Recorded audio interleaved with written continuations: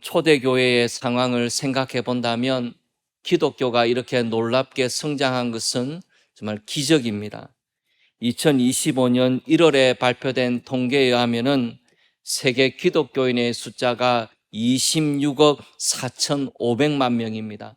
세계 인구를 82억으로 본다면은 세계 인구의 32%가 기독교인입니다.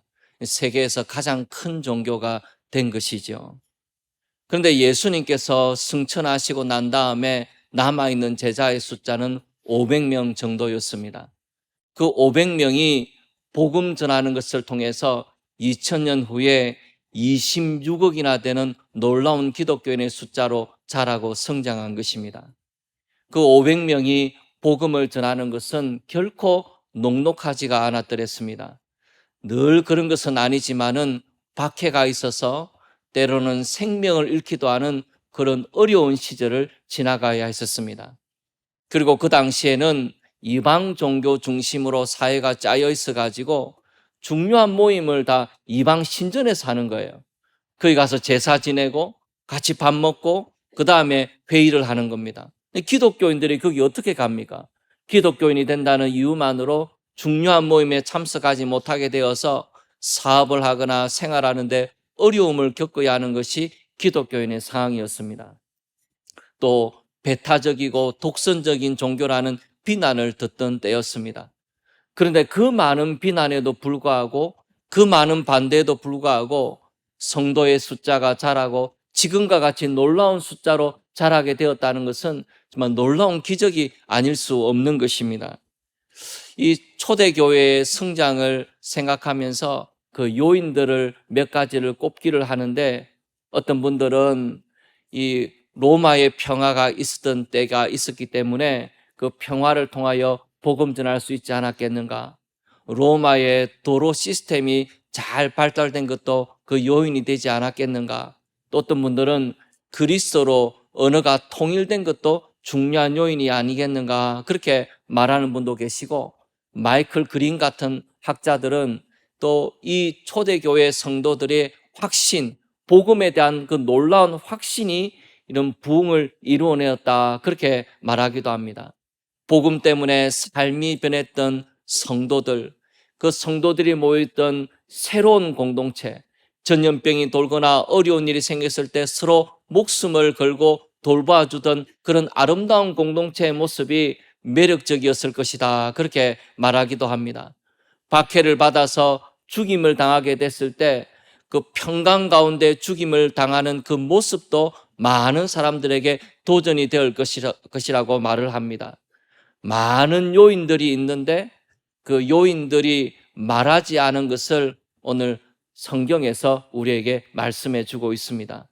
그 초대교회의 놀라운 성장의 이유를 오늘 마가복음 4장에서 발견할 수 있다는 것입니다.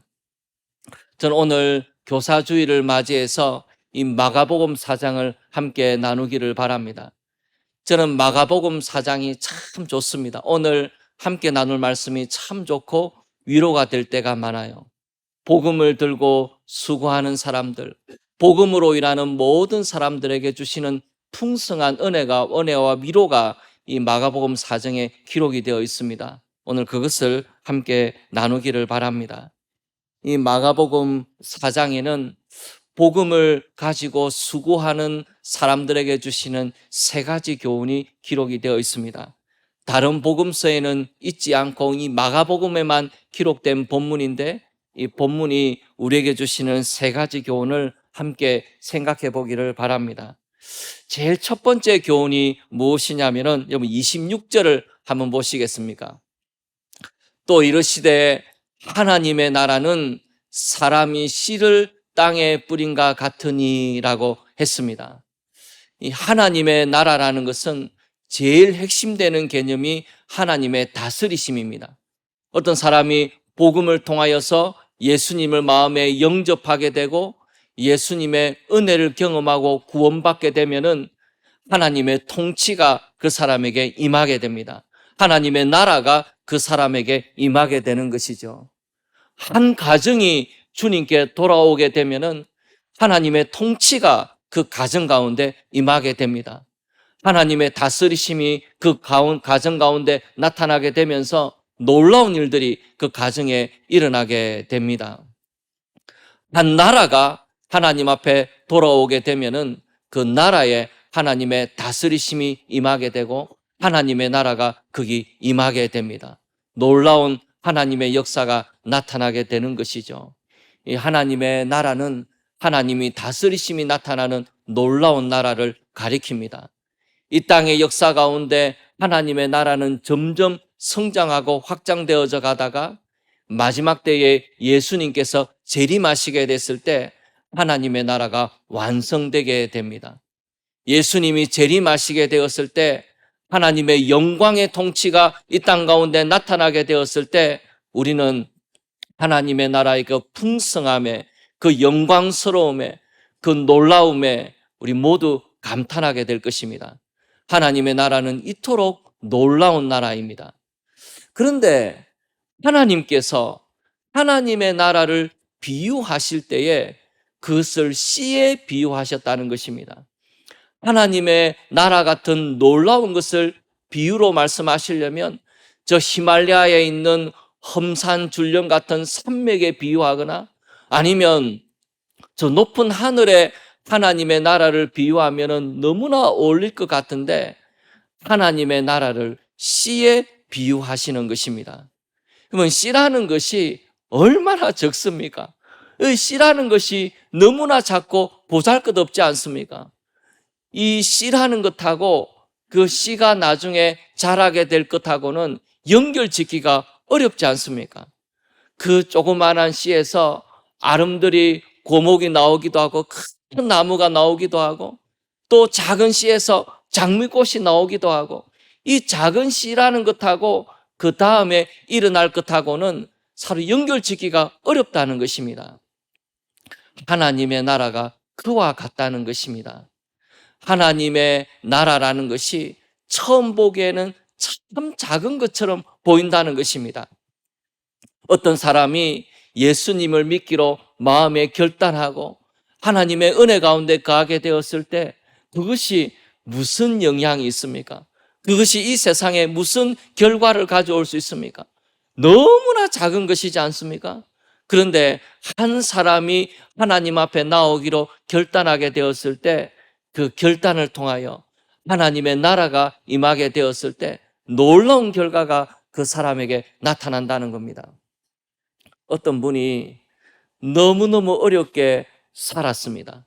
아버님이 돌아가시고 식구들을 다 자기가 건사를 해야 돼요. 이 어려워가지고 밥 먹고 살기도 어려울 때입니다. 그런데 아버님이 돌아가시면서 유언을 남겼는데 하나님을 믿고 살아라 그렇게 유언을 남겼다 그래요. 그래서 그 아버님의 유언을 붙잡고 인생을 살아가는데 신앙을 가지고 살아가려고 하니까 얼마나 어렵고 힘이 드는지 기도해도 변화도 없는 것 같고 우리 가족들은 여전히 힘든 것 같고 그런 가운데서 하나님을 붙잡고 살았더니 나중에 하나님께서 그 가정에 역사하셔가지고 살아가게 하시고 가정에서 놀라운 신앙의 변화가 일어나고 그 자녀들 가운데서 귀한 사람들이 일어나고 그렇게 살았다는 겁니다. 작은 것처럼 보이는데 한 사람이 주님께 돌아오는 것이 너무나 작은 것처럼 보이는데 그것을 통해서 하나님께서 놀랍게 역사하시더라는 겁니다. 한 가정이 주님께 돌아오는 것이 얼마나 작은 것처럼 보입니까? 한 가정이 같이 예수님 믿고 주일날 같이 예배드리고 그게 뭔 것 같습니까? 아무것도 아닌 것 같지 않습니까? 그런데 그 가정을 통하여 하나님이 역사하시고 자녀들의 삶과 생각 가운데 하나님이 역사하시고 하나님의 나라가 임하게 되었을 때 그 가정을 통하여 하나님 놀라운 일들을 이루어 가시는 것입니다. 선교사 한 명이 나라에 들어가는 게 무슨 의미가 있습니까? 그 작은 선교사가 한 명 들어가서 복음 들고 들어간다고 무슨 역사가 일어납니까? 이슬람 나라에 들어가고 불교 나라에 들어가고 그게 무슨 영향을 미칠 수가 있습니까? 그런데 지극히 작은 것처럼 보이는데 하나님께서 그것을 통하여 놀랍게 역사하신다는 것입니다. 하나님의 나라가 씨와 같이 참 작은 것처럼 보이는데, 아무것도 아닌 것처럼 보이는데, 신앙이라는 것이 이 세상에서 아무것도 아닌 것처럼 보이는데 하나님께서는 얼마나 놀랍게 역사하시는지, 하나님의 역사가 있기 때문에 하나님의 나라를 작은 씨와 같이 여기면서 소홀히 여기지 말고, 하찮게 여기지 말고 그것을 귀하게 여기라는 말씀입니다. 작은 씨와 같이 처음에는 보잘것없을지 모르지만은 하나님의 나라는 왕성하게 일어나는 나라입니다. 그 나라를 우리가 대망하면서 이 땅을 살아갑니다. 그것을 잊지 말라 우리에게 말씀하고 계십니다. 두 번째 교훈을 같이 살펴보려고 하는데, 이 마가복음 4장 27절 28절을 같이 보시겠습니다. 그가 밤낮 자고 깨고 하는 중에 씨가 나서 자라되 어떻게 그리 되는지를 알지 못하느니라. 땅이 스스로 열매를 맺되 처음에는 싹이요 다음에는 이삭이요 그 다음에는 이삭에 충실한 곡식이라. 이 씨를 심는 농부의 비유를 해서 말씀을 하십니다. 씨라는 것을 농부가 심지 않습니까? 그 다음에 농부가 이 씨를 심고 나서 경작하고 돌보면서 그 씨가 자라나기를 기다리게 되지요. 아침 저녁으로 수고하면서 그 씨를 돌보고 농사를 짓지 않습니까? 그런데 어느 날 가봤더니 그 씨에서 싹이 나고 이삭이 맺히기 시작하더라는 겁니다. 하나님의 역사가 거기에 있었던 것이죠. 28절에 보면은 땅이 스스로 열매를 맺었다 그럽니다. 이 스스로라는 단어가 아우토메이트라는 단어인데 여기서 오토매틱이라는 단어가 나왔어요. 스스로 열매를 맺었다 그랬습니다. 농부가 굉장히 수고하는 것 같은데 땅이 스스로 열매를 맺더라, 그렇게 말씀하고 있다는 겁니다. 뭘 말씀하고 있는 것입니까? 이 농부가 농사를 지을 때 씨를 심지 않습니까? 그 다음에 그 씨를 키우기 위해서 최선을 다하고 물을 주고 환경을 좋게 하고 그 씨가 자라나기를 기대하는 마음으로 있는 힘을 다할 것입니다. 그런데 정작 중요한 그 씨에서 생명이 돋아나는 그 일은 농부가 할 수 없는 일이에요. 농부가 아무리 물을 주고 햇빛이 들어오게 한다 그래도 그 씨가 생명이 돋아나게 하는 그 일은 농부가 할 수 없는 일이라는 겁니다. 농부가 할 수 있는 일이 극히 제한되어 있는 것이죠. 그런데 어떻게 거기서 생명의 역사가 일어납니까? 그것은 씨 자체의 능력이 있기 때문입니다. 씨 자체의 생명이 있기 때문이에요. 우리가 들고 있는 복음 자체에 생명이 있고 복음 자체에 능력이 있다는 것입니다. 하나님의 나라 자체에 생명이 있고 하나님의 나라 자체에 능력이 있다는 거예요. 농부가 어떻게 씨가 자라는지 모르지만은, 어떻게 이런 일이 되는지를 알지 못하지만은 어느 날 밭에 가보니까 씨가 자라있는 것을 발견하게 되는 것처럼 하나님의 나라 자체에, 복음 자체에 생명이 있고 능력이 있기 때문에 씨가 자라게 되고 놀라운 일들이 일어나게 된다는 것입니다. 로마서 1장 16절 말씀을 보면 이런 말씀이 있는데, 내가 복음을 부끄러워하지 아니하노니 이 복음은 모든 믿는 자에게 구원을 주시는 하나님의 능력이 됨이라. 이 복음이 하나님의 능력이라고 말씀을 하고 있습니다. 우리가 들고 있는 이 복음 자체가 생명이 있고 능력이 있다는 것입니다. 복음의 능력이 있기 때문에 복음을 들고 일하는 일꾼들이 너무 낙심하지 말도록 우리에게 말씀하고 계시는 것입니다.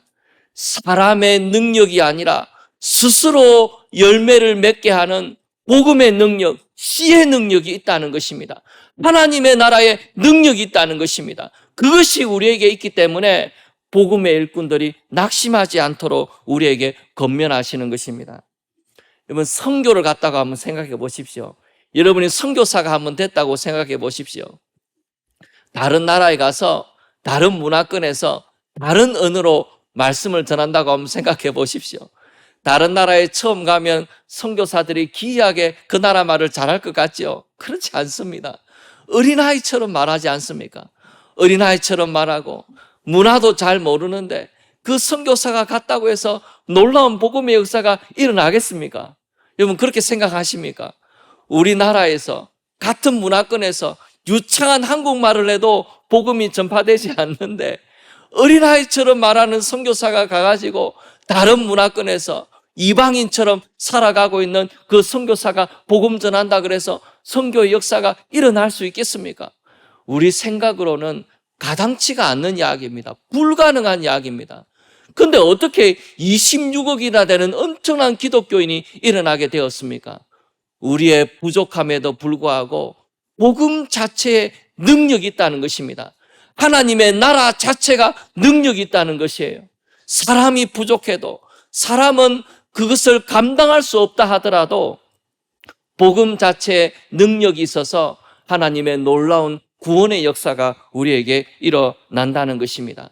그것을 교훈으로 삼고 복음으로 일하는 일꾼들이, 하나님의 백성들이 너무 좌절하지 않고 실망하지 않도록 우리에게 말씀하고 계시는 것입니다.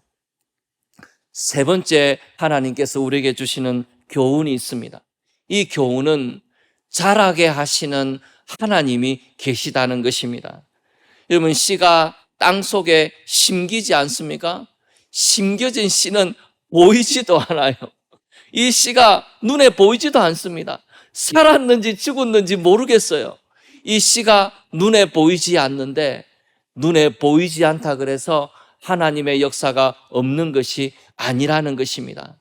씨가 땅 속에 들어가서 보이지 않아도 그 속에서 생명이 있어서 자라나듯이 하나님의 역사라는 것은 눈에 보이지 않는다 그래서 없다고 쉽사리 판단하지 말라는 것입니다.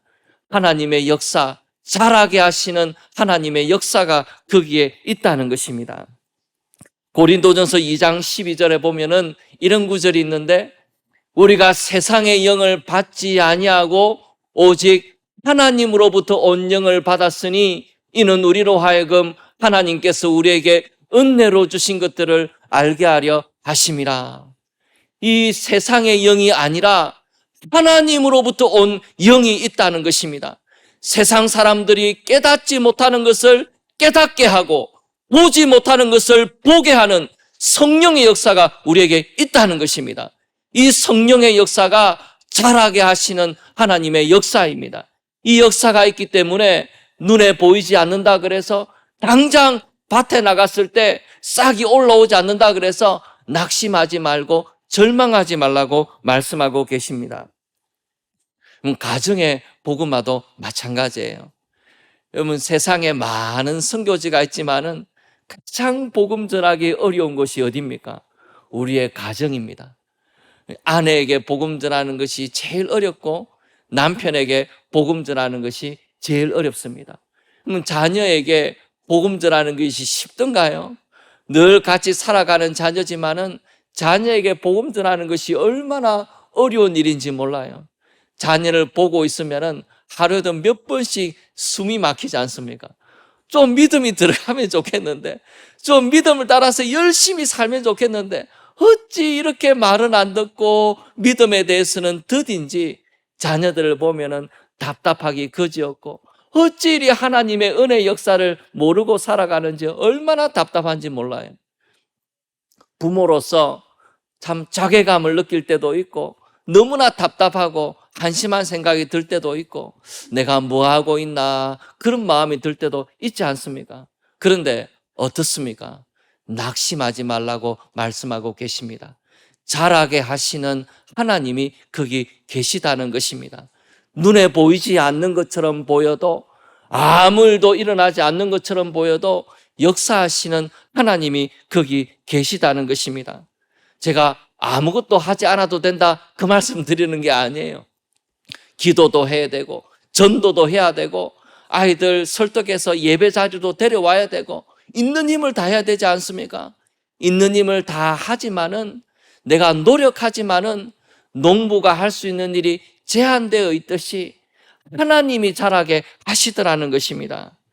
고린도전서 3장 6절에서 7절에 보면은 나는 심었고 아볼로는 물을 주었으되 오직 하나님께서 자라나게 하셨나니 그런즉 심는 이나 물 주는 이는 아무것도 아니로되 오직 자라게 하시는 이는 하나님뿐이니라.